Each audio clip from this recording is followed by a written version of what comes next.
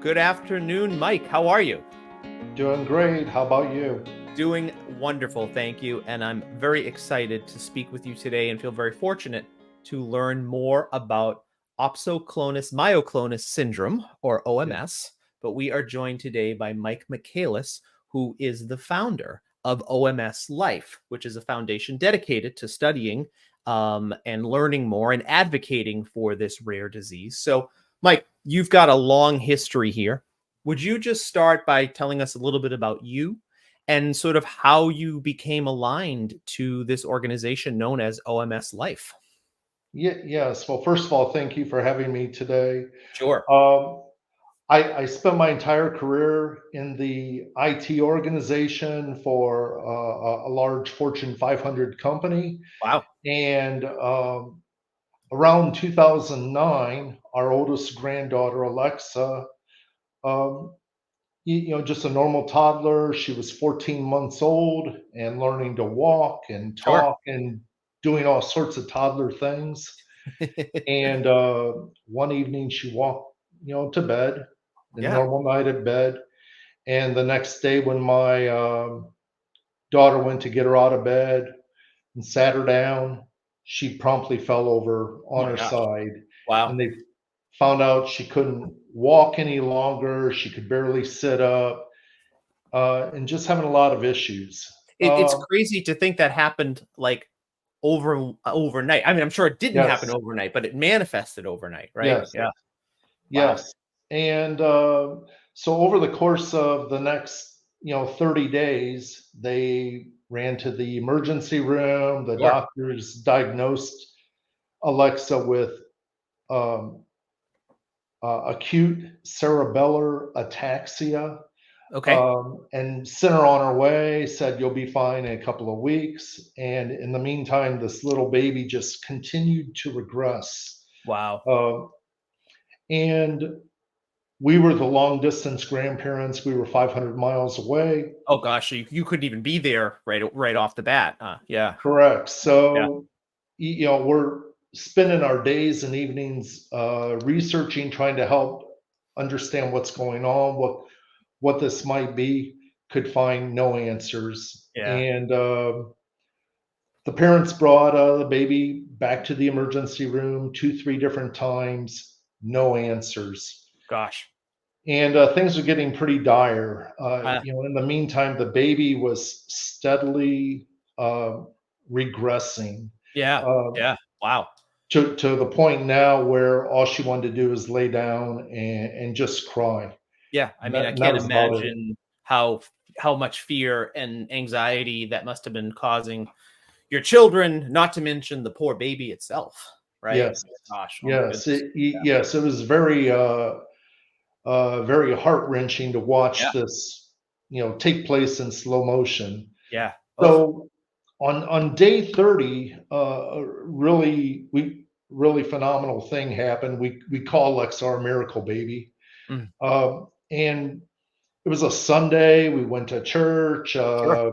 said our prayers for this little baby like we always do, I can imagine. and Yeah. we got home, and my wife's sister contacted us Hmm. and said, "Hey, kind of have an idea we'd like to run by you." Um, and as it turned out, our brother in law in Cleveland, Ohio, had a roommate in college who was now the pediatric neurologist at Wow. Cincinnati Children's Hospital. Wow. Talk about a degree of separation connection. Wow. Yeah. Yes. Yeah. And so, in very fast order, my wife's sister contacted their friend. He immediately replied and he said, "It is one of three things." Hmm. And one of the things on the list was OMS. And you're like, what is OMS? Right? Yeah. You're like, yeah. Exactly. Yeah. So we the thing that made it just such a fascinating event is not only did he help diagnose it, but he said, "I've already contacted a colleague in Houston at Texas Children's Hospital. TCH. Sure. Yeah. Yeah. They are expecting you. They don't know when you're going to arrive, but when you do, they are waiting for you."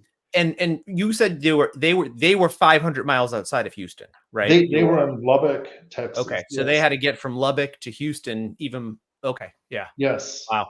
Yeah. And so, yeah, so I jumped a plane to Lubbock that evening, Yeah, I bet you did. and Yeah, yeah. the next day we drove into Houston, Okay, went to the Texas Children's Hospital. sure. We got to the hospital about 8 o'clock that evening.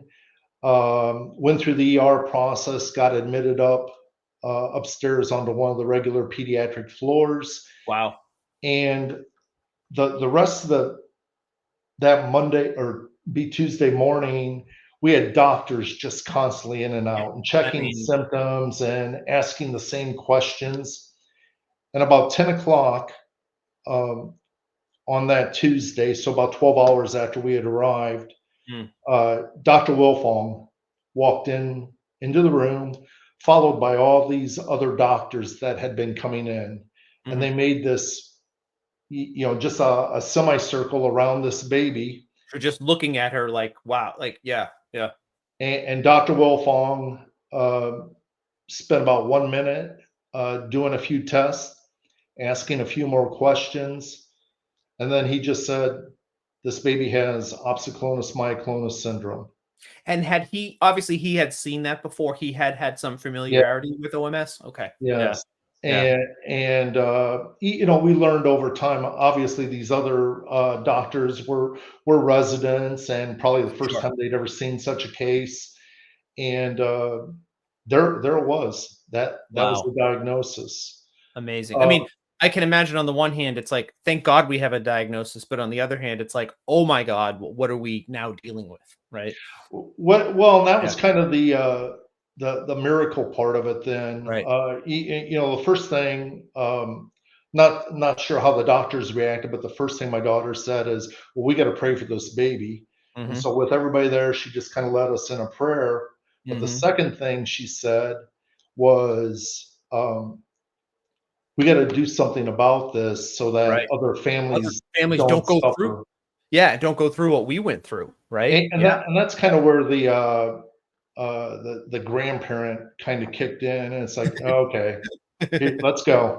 yeah, yeah, And, right? Yeah, I got and that this. kind of started things with ultimately the OMSLife Foundation, but definitely with our activity in engaging on OMS activities. And you had a interesting, I don't know if I want to call it interesting, you may correct me for saying that, but all of a sudden now you're being approached to do, before you even I think officially started OMS Life, right? You're being approached to do this television show Yes. where they're highlighting people who have these rare diseases. How did that all come together, Mike?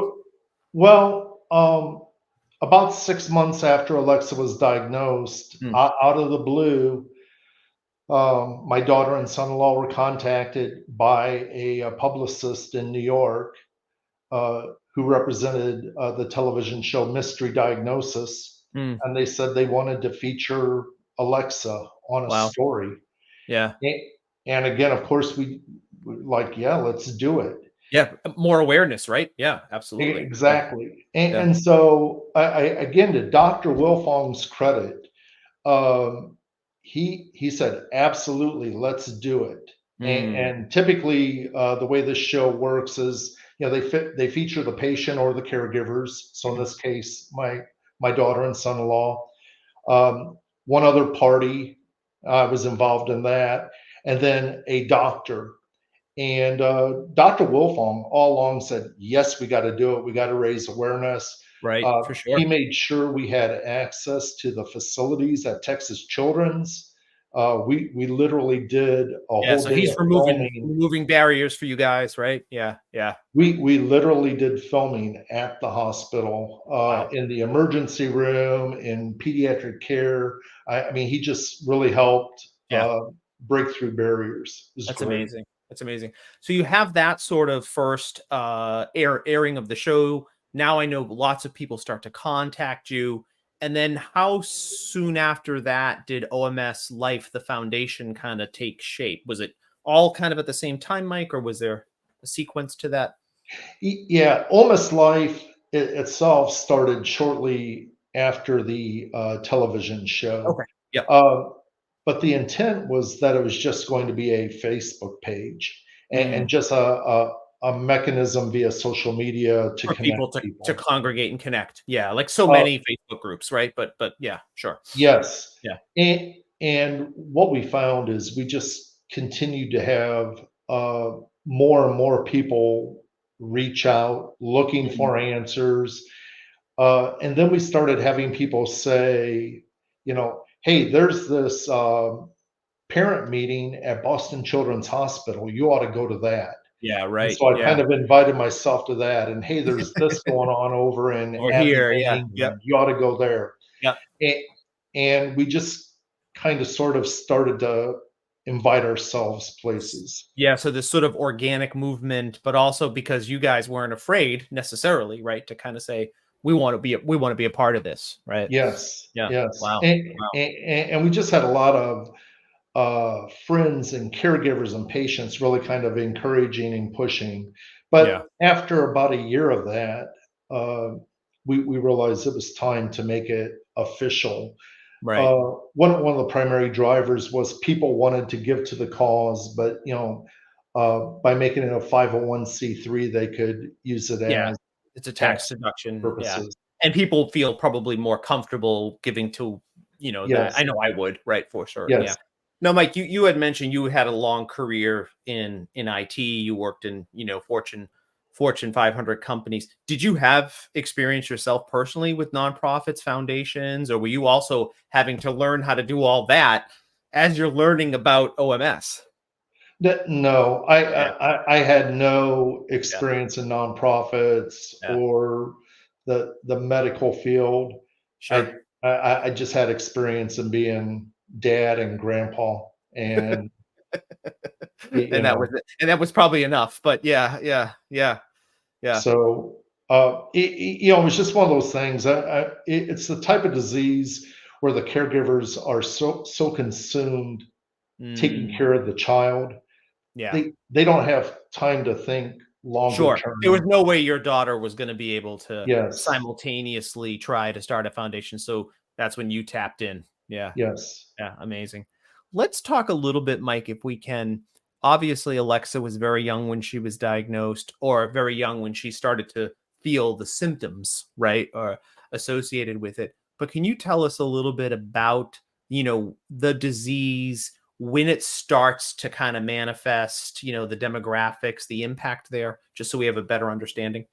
Yeah, absolutely. So, typically OMS is a disease that impacts pediatric patients, Okay. probably about 98% of the time. Mm, I believe the median age is 20 months old. okay. So Um, a little older than Alexa was at the time, but around yeah, that same, yeah, yeah, yes. yeah. Basically toddler age, Mm, where the child cannot really explain to the parent yeah. What's going what's on? happening, what's Sure. hurting. All they do is can cry. Right. Um, even uh, the ages can vary widely, but Mm, typically anywhere from say 6 months to about 3 years of will age. get the Okay. majority of the patient base. Wow. Wow. It is considered an ultra rare disease. Mm, Um, Right now, working with patients around the world, we know of about 2,100 patients oh my. worldwide. So Wow. again, it's very rare. So small. Yeah. Typically, it does impact young girls more than boys, about 56% of the time. Wow. Typically, these children, about 60% of the children have a tumor, Mm. and it's assumed that that triggers the OMS. That's the issue. Yeah, yeah. Yes, The culprit, if you will, right?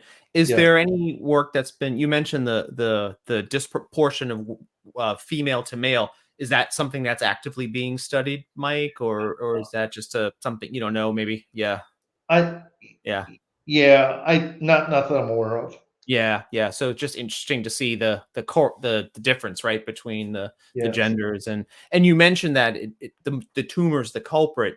I'm assuming that was the case with Alexa too. She had a tumor, and that's Uh, where, yeah. no, actually, she Oh, was she one didn't. of the 40% that did not have Oh, a wow. tumor.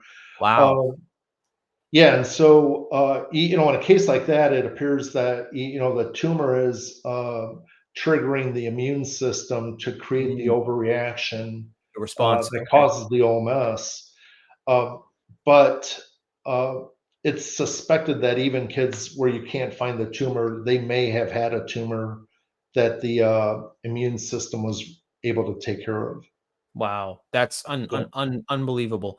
And I know you mentioned the such a small number of 2,100 known cases, and I do want to talk to you a little bit later on about the work you folks are doing with the registry and other things to kind of keep track of this. I know how important it is for you to keep track of this. But you mentioned that OMS Life, it started as a Facebook group, sort of very informally or informally formal, I guess, right, as these Facebook groups are.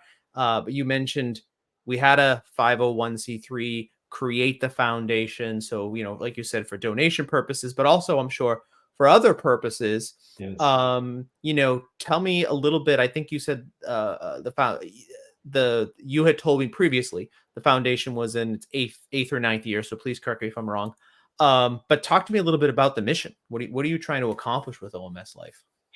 Well, our mission statement is, first and foremost to raise awareness. Right. And, raising awareness is a pretty broad term, but Yeah. I mean, there's a lot of groups that we're trying to raise awareness with. Right. We're certainly trying to arm the caregivers and the patients Right. with information to collaborate and work with the doctors. Hmm. Um, we're trying to raise awareness with the frontline doctors and medical Yeah, staff. who are going to When maybe that encounter patient, this? Yeah, they're going to encounter. They're going to have no idea what it is, right? So yes, yeah, those patients are going to either go to your primary care physician or they're going to go through the ER. And right. so, how do we arm those medical staff, with the proper tools to be able Mm, to diagnose properly?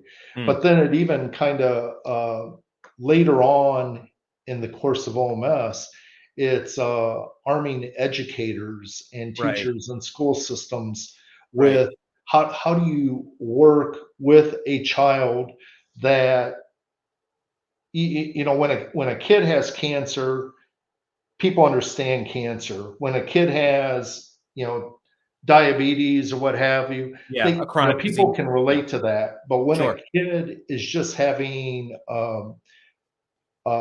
certain issues that are common in OMS, they don't necessarily align it to OMS because they've Right. never heard of it. They've never heard of it. They just see this toddler now can't walk all of a sudden, or like Yes, what manifested within your granddaughter. Yeah, so yes. that's so important.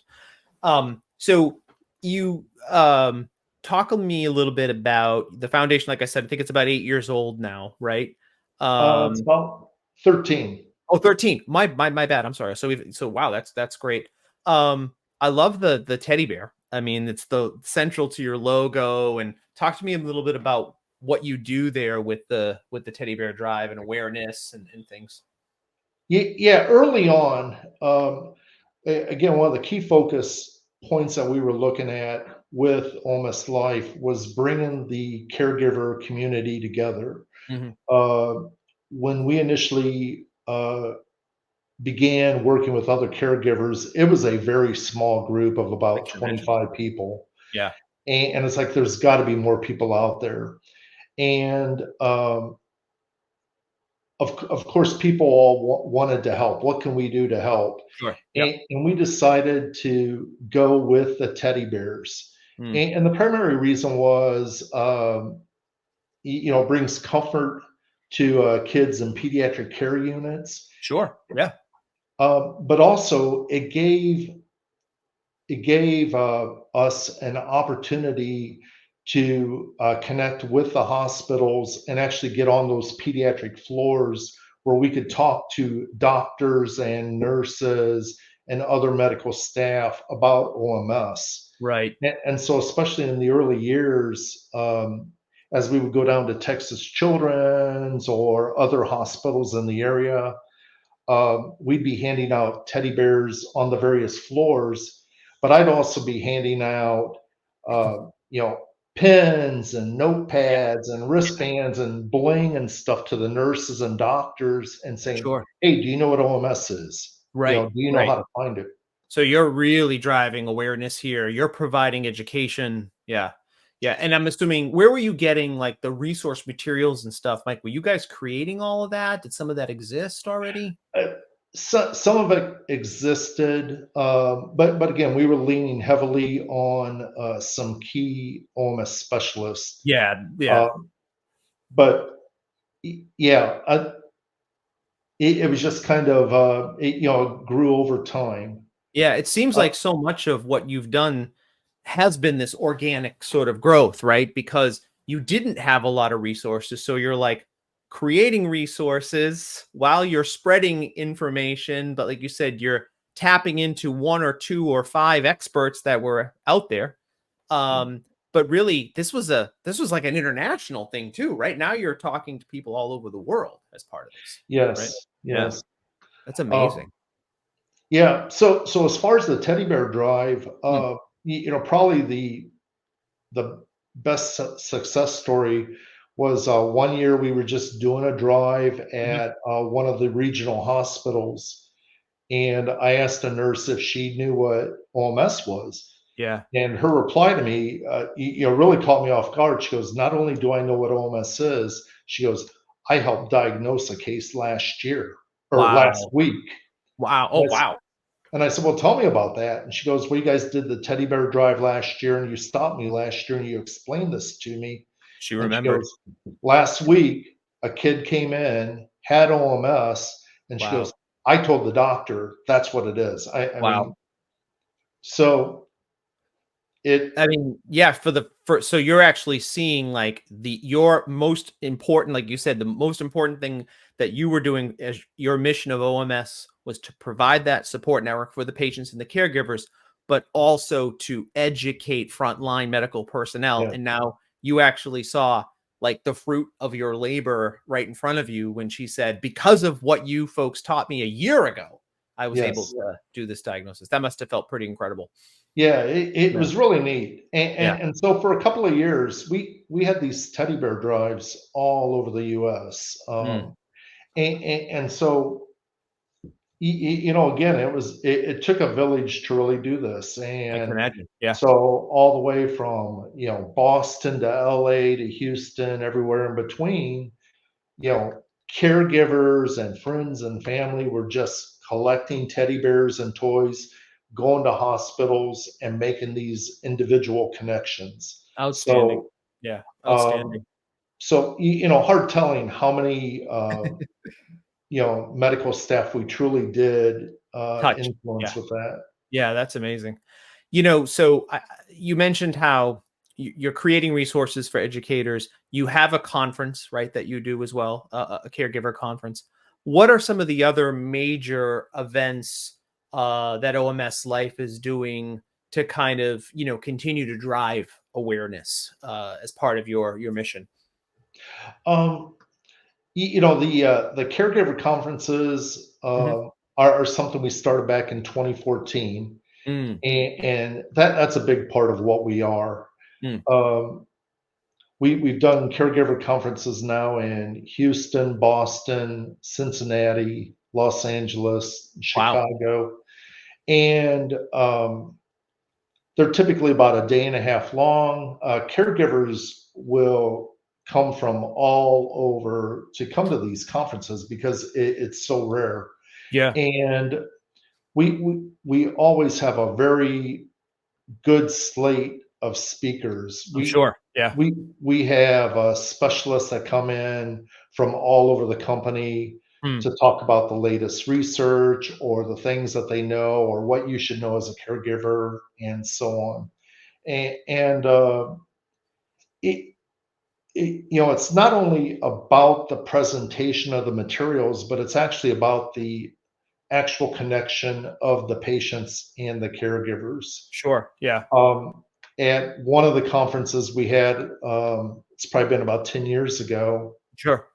one of the moms came up to me after the conference and she said, "This is the first time in 10 years I had physically met another person that Wow. could relate to what we were going through with our With child." our child. Right. Yeah. Yeah. And it's Wow. just that rare. I mean, here you are in big cities and you've never even seen another Seen it child or with heard of a. it. Sure. Yeah. I mean, that poor woman to feel so alone, but now all of a sudden she's found a community, right? Right. That yeah, that that So she these didn't even know existed. conferences, Yeah. that's one of the key drivers with that. Mm. We often have people ask, can you host the conference virtually? You can't hug somebody over the computer monitor. How did you So, deal so with the pandemic years? Did you just kind of do we it? we just we Yeah. had to Yeah. not Yeah. do it those couple of Yeah. years. You had to hold off, and yeah, that's too bad. But now you're back in the saddle, which is great. And Yes. uh, Los Angeles for 2025, right? That's cool. Yes, Yeah. yes, we are That's looking great. forward to that. We're Yeah. finalizing contracts right now. We've already got a great slate of speakers lined up already. It's amazing. Do you do it like in the springtime, or is that when you try to do It, it? Or it, it kind we kind of let the speakers help dictate the sure, schedule. your We've got availability. key people we want to Yeah. be there to present and meet with the caregivers and patients, Yep. and that's how we So, drive it. so you just kind of drive it around their schedule. That makes a lot of sense because, like you said, if they're not there, then it's not as it's not as impactful. I'm sure, right? So Yeah, that's cool. Yeah. yeah, and I do want to throw out the one neat thing about the OMS community is with these specialists. I mean, they're more than just doing their job. I mean, we've got some of these specialists that have come to 5, 6, 7 of our conferences to speak. And so, like, I mean, we'll have a doctor from LA fly all the way to Boston to give a half Right. hour presentation, Right. on their weekend. Right. The And this doctor is from like Boston. the fifth year in a row they've done it, right? So Yeah, they're committed. Yeah. yeah. So Yeah. we've got a group of OMS specialists in uh, Boston and New York Yeah. and Philadelphia and Houston, LA, and other places that they'll go anywhere in the country Yeah. to Yeah. meet and share with these patients. This It's tight really group. neat. Yeah. And again, you guys were you guys were the nucleus of that. So that's pretty outstanding. Um, I know that you've got your website. You have this thing called OMS Wiki that you folks have developed, right? Is Yeah. that truly just a wiki sort of site you've created for resources? Yes, and it's always a work in progress. Sure. We're never quite satisfied with it, but one of the big questions is always, what kind of federal resources are there, state, Yep. local, private resources? What do I do about this? What do I do about that? What about therapies? What about treatments? Right. There's just lots of unknowns. We try to bring that together. I was going to ask you that, Mike, this notion of like, if I am a frontline doc and I am curious about this, or maybe I've even seen it or tangentially seen it, or I want to work with some of these specialists. I can't make it to your annual conference, right? So what are the methods that you folks are trying to help frontline docs and these specialists sort of get together? Well, one of the things that we really encourage patients with is we realize the OMS specialists are few and far between, and it Right. may be hundreds of miles away from where you live. Right. Uh, these specialists are very good at collaborating and mentoring with the frontline physicians. Mm, So just even in the case of like Alexa, when she was in Lubbock, 500 miles away, from Houston. uh, Yeah. Yeah. Yeah. The doctors at Texas Children's and even Dr. Pranzatelli up at Southern Illinois University, they were happy to mentor the local primary care physician in Lubbock, Texas on Right. here's what you need to do, here's why you need to do it, here's how you need to do Mhm. it. And they're very willing and just great about doing that type of stuff. Mm, mm, Um, so it happens all the time, and it's not just within the states. We have um, we know of a number of cases here at Texas Children's, for example, where Dr. Lotzi is mhm. collaborating with parents at in El Salvador Oh, or wow. Puerto Rico or whatever. Wow. Um, so they're very good about sharing, for That the is, greater yeah. good. And I'm sure the internet makes that easier too, obviously, right? So Yes, they can spread those things around. Talk to me a little bit about, we talked about it a few minutes ago, this registry project and what you're doing with NORD. And I know it's so important for for instances with rare diseases like these to have a registry, yes, right? So how did all that come about? The push with NORD or NORD for the registry. yes. Um, as we're just kind of growing over time. At some point in time, we learned that Nord was going to begin development of patient-reported registries for 20 organizations. And Mm, there was an application you fill out, and we filled out the application, and we did our due diligence, and sure. we kind of did our marketing where it's like, hey, here's why we think we'd be a good Yeah, we're a organization. good We're candidate for this. committed. We're going to Yeah, make it happen. yeah, And we were one of the lucky 20 that that got were chosen. chosen for the Wow, inaugural registry. wow. Um, I reached out to some of the OMS specialists, Dr. Mitchell at Los Mm, Angeles, Dr. Lotzi down here at Texas Children's, and Dr. Gorman in Boston, mm. as well as Dr. Marc Tardot in Paris, France. Oh, wow. And they became our medical advisory team Mm. early on. This is back in 2016. I'm sure that's a requirement, I'm sure, as part of the, yeah, Yes. yeah, And, participation. Yeah. and so basically, the way it worked is Nord did a phenomenal job of coaching us through the process. Mm, Um, and we put together a small OMSLife um, team to kind of put together what we thought from a caregiver perspective were the right things to ask. yeah. And then we would go to the medical advisory team and say, here's what we're thinking. Hmm. Hey, help us sort it out. Get our arms around this. Yeah, yeah. And so with the idea that we're not wasting our time with a blank piece of paper, it's like Mm, here's a survey on therapies for OMS. Here's a survey on what are the triggers of OMS right. or the medications or what have you. So we would try to get it as finely tuned as possible, and then have our advisors advise us. Right. To And make to make whatever changes, recommendations they had is all part of like making this a more complete, yeah, structured registry, right? Yeah. yes. Yeah. And one of the key things we always tried to focus on was with the end in mind. Okay, Mm. so um, always having that thought of, okay, I'm collecting this data. What am I going to do What am I with gonna it? do with it? Yeah, absolutely. Yeah, yeah. And so, how could we use it for studies? Mm. And is it really going to be impactful, or is it just going to be noise? Right, right. So important too, I know, to have these registries to track patients, like you said. I know you're working on different types of studies, a sleep study, other things. But I also would think too, Mike, we haven't talked a lot about fundraising up until this point. And I'm gonna go out on a limb here and assume that, if I asked you, are you raising enough money? I'm sure you're gonna say, of course we're not. We always need to raise. raise more money. But is there a walk between, this registry data and your ability to fundraise, or are they really two separate things? It's really two separate things. Hmm. I mean, we try to uh,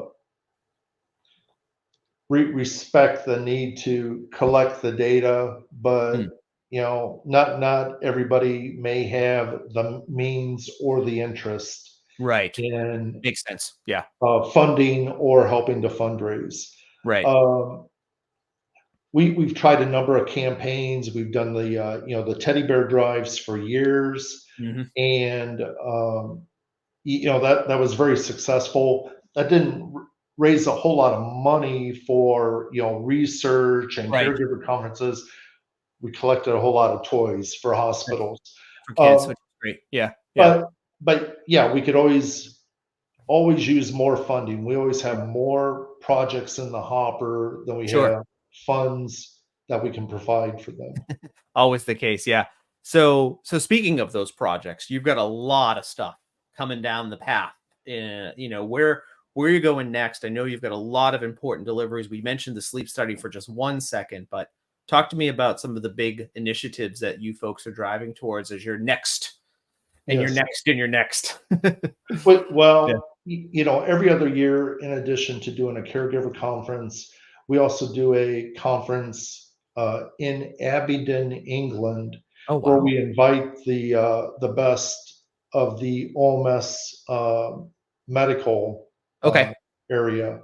And of all places, Abingdon, England, but they've been doing it there for, I believe, 10 or 11 workshops now. And Wow. so it's like, if it works, we're going to keep doing it there. So we are honored to be able to co-host that conference. Hmm. Uh, we have one coming up again in April of this coming year, and we will have doctors and specialists coming from the U.S., Canada, Brazil, Wow. all over Europe, Hmm.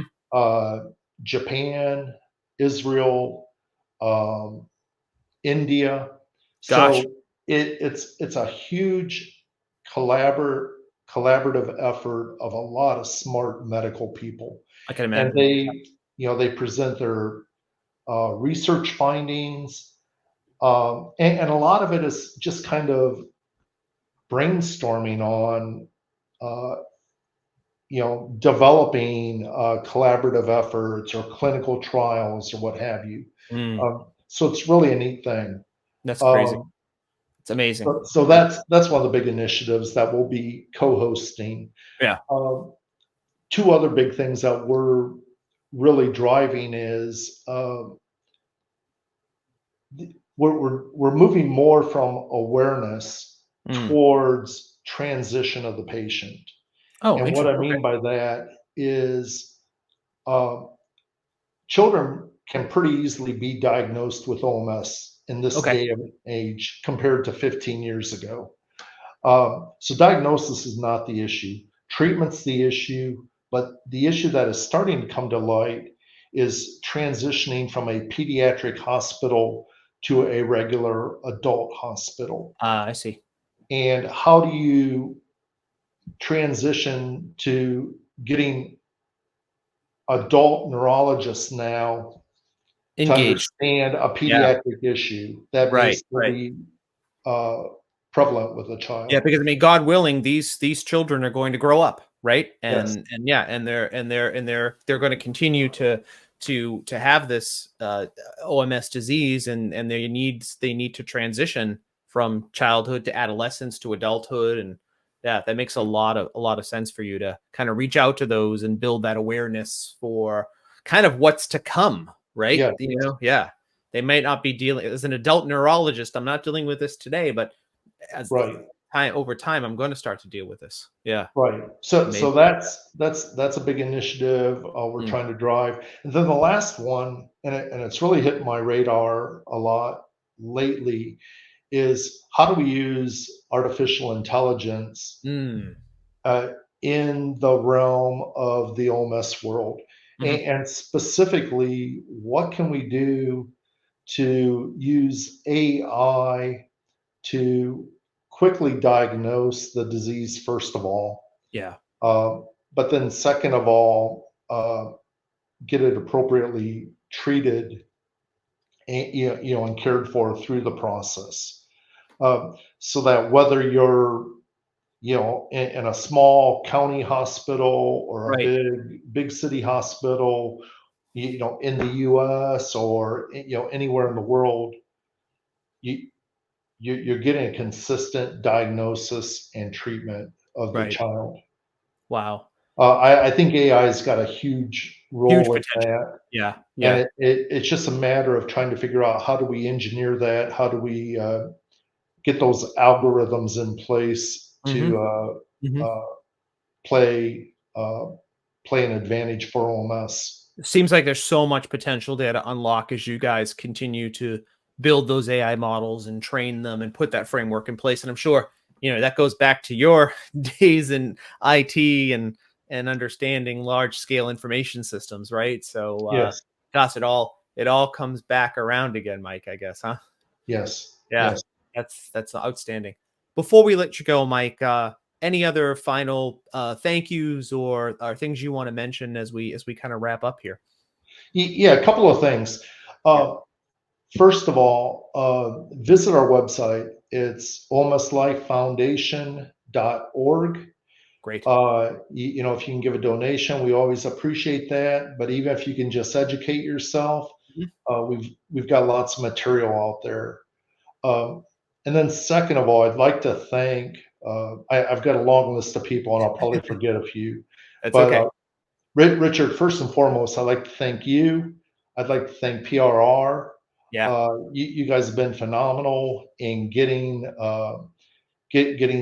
these podcasts kicked off. So we greatly appreciate that.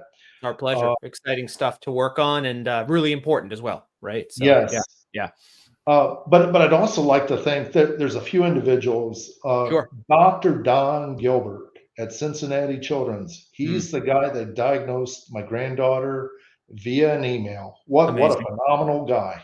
What amazing Uh, thing. Yeah, yeah. Dr. Wilfong at Texas Children's, Mm, again, confirming the diagnosis, but then also helping with the mystery diagnosis segment.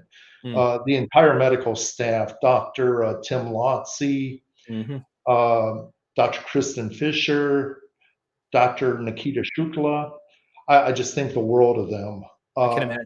Yeah. our advisory panel of Dr. Lotzi and Dr. Hmm. Wendy Mitchell at Hmm. Children's Los Angeles, Mm, Dr. Mark Gorman at Boston Children's, and Dr. Tardo in Paris. mm. Appreciate that. Um, Nord, thank you very much for Yeah, the just registry. Yeah, doing the registry and getting yeah. everything started. Amazing. And and then finally, I've got a silent partner in this whole thing, and that's my wife Pam. Yeah. And uh, she puts up with a lot. So Don't all thank our you words. very so she lets me do all these crazy things. So Yeah, yeah, yeah. And how is Alexa doing right now? she just got her driver's license last Unreal. week, So you now and there's a whole nother level of fear going. yes, yes. So she is driving now. She is touring Oh, that's colleges amazing. That's and trying to amazing. figure out Yeah. what she wants to do post high school. Oh my God. And mom Becky and her dad, they're doing well too. Everybody's doing fine. Oh, that's amazing. Well, again, Mike, OMS Life, OMSLifeFoundation.org is the Yes. website. Thank you so much for joining us today and telling us more about your story and the important work you're doing with OMS Life Foundation. And we look forward to staying in touch. Thank you very much.